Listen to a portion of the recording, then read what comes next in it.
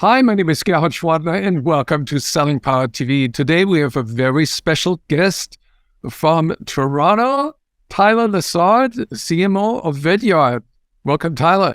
Gerhard, such a pleasure to be here. Thank you so much. Always so great to be here with this audience. When I talk to you, I always feel the energy, and I'm reminded that selling is really a transfer of energy. How do you create that? I absolutely agree with you that so much of sales is about that transfer of energy. So much of what we communicate is through our voice, our intonation, our body language. And I mean, frankly, these are all reasons why I'm such an advocate for things like video and multimedia, because what better way, especially in this like digital only world, to enable us to communicate more clearly and to bring that to our customers. I see you doing a lot of funny bits as well on video.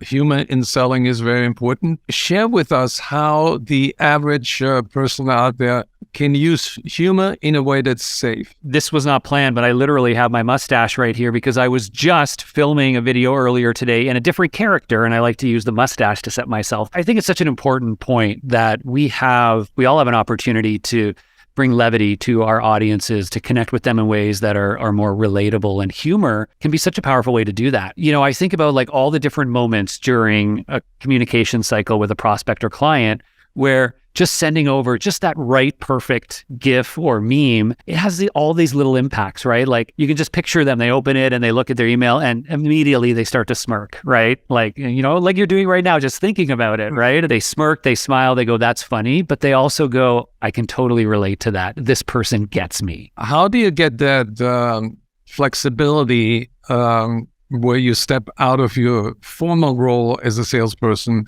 and be that engaging, energizing persona that buyers really enjoy dealing with? It's an interesting question because you do have to ask, like, why do we start with this formal sales persona? But I think at all levels, we need to more and more be more ourselves, you know, throughout the whole sales process. I think we intentionally need to let our guard down a little bit. The more you humanize yourself, the more you actually put your prospect or customer in a setting where they feel a greater sense of both control as well as a sense of safety, that they're working with somebody that is a peer to them, somebody that they can confide with, and ultimately somebody they can have a real conversation with. A lot of that in the old world of sales happened with getting together at the coffee shop, right? Going out for the round of golf, or use all the cliches that you want.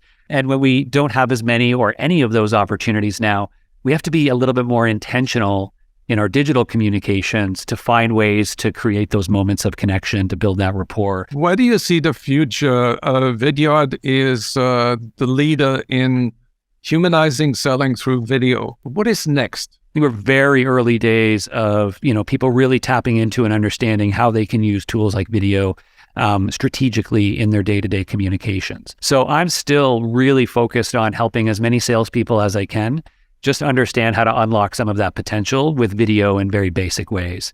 The one thing we actually recently done that I'm really excited about is we added in a whole library of video templates into the product so that, you know, number one, if you're not sure what kind of video to make, you can actually go in there and see all sorts of inspiration. There's like sample videos with sample scripts, some guiding points on how to, you know, really bring it to life.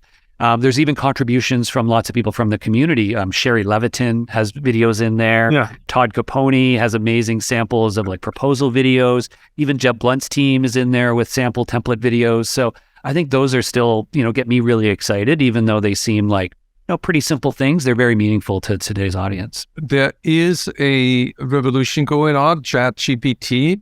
And even as we speak, I'm thinking already how we are going to translate our conversation into an executive summary with 9 bullet points of what are the highlights of this conversation. How do you combine video and ChatGPT now? This is a real fundamental shift in the future of tech. And I mean, there's some simple things that I'm already doing, right? I can go into ChatGPT and say, write me a script for a video to communicate this type of a message to this type of person. And it will come up with a starting point for a script. And if I say, well, keep it less than 1 minute, right, it will shorten it for me. To your point, we also have, cases where a Zoom recording will automatically, as Vidyard, we have this cool integration where after a Zoom call, automatically imports it into your Vidyard account so you can easily send it over to the customer. Well, to your point, tools like ChatGPT can be used to like summarize that transcript, create sort of some high points. The primary thing is helping all of us make better videos faster, much like writing better emails faster or writing better blog posts faster.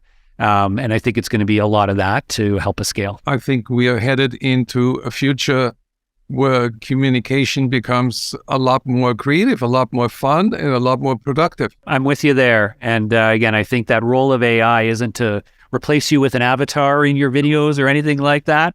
It's going to be an unlock for a lot of our creativity.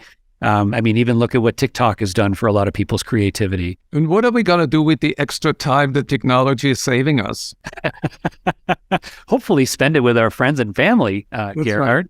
Right. I think that's the right answer. Yeah.